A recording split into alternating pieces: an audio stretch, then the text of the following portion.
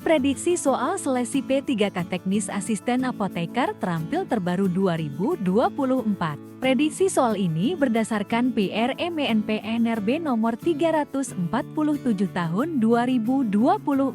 Bisa dibeli di https://link.idisc atau chat kami ke DM atau Telegram agar kami bagikan link spesifik jabatan kamu. Karena paket kami ada banyak, agar kamu tidak tertukar saat akan check out produknya. Link PDF-nya dikirim ke email kamu secara otomatis setelah pembayaran berhasil. Cek isi email receipt dari link ID sampai bawah ya, link padnya warna hijau. Kalau ada kendala, mohon hubungi Telegram kami yang tertera di website. Berikut ini preview soalnya. Kompetensi teknis. Soal 1. Seorang pasien datang ke apotik dengan resep dokter untuk mendapatkan obat antibiotik amoksisilin 500 mg diminum 3 kali sehari selama 7 hari. Setelah menimbang dan mengemas obat tersebut, apoteker memeriksa kembali stok di gudang dan menemukan bahwa stok amoksisilin hampir habis. Dalam catatan inventaris, terdapat 200 kapsul amoksisilin, tetapi setelah dihitung ulang, hanya ada 150 kapsul.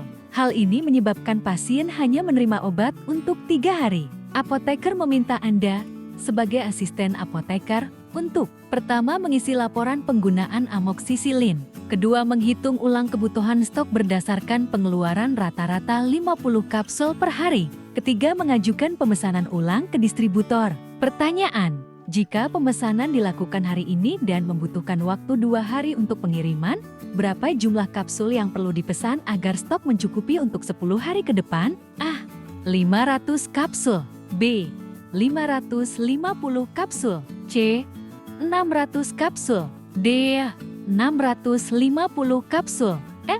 700 kapsul. Kunci jawaban C. Penjelasan. Stok saat ini 150 kapsul. Kebutuhan untuk 10 hari 50-10 sama dengan 500. Kekurangan stok 500-150 sama dengan 350.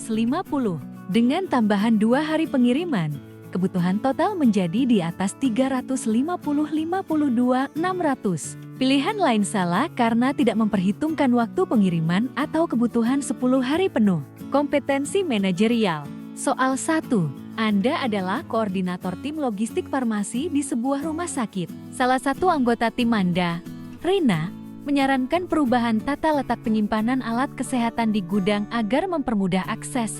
Namun, beberapa anggota tim lain tidak setuju dengan alasan bahwa tata letak lama sudah cukup baik. Ketika dilakukan diskusi, terdapat argumen bahwa tata letak lama menyebabkan seringnya kesalahan pencatatan stok. Anda memiliki waktu 2 hari untuk memutuskan apakah akan menerima usulan Rina atau mempertahankan tata letak lama.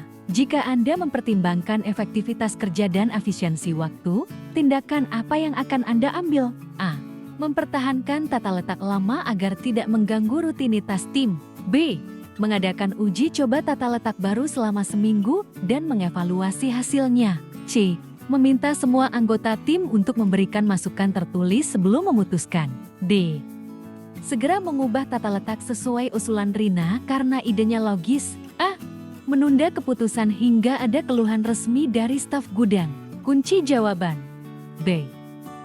Penjelasan. B. Benar karena mengutamakan evaluasi berbasis data sebelum memutuskan, mencerminkan manajemen perubahan yang bijak. A. Salah karena mempertahankan sistem lama tanpa mencoba perbaikan dapat menghambat efisiensi. C. Salah karena waktu yang tersisa hanya 2 hari, sehingga pengumpulan masukan tertulis kurang praktis. D. Salah karena perubahan langsung tanpa uji coba dapat berisiko. E. Salah karena menunda keputusan menunjukkan kurangnya orientasi pada hasil. Kompetensi sosial kultural. Soal 1.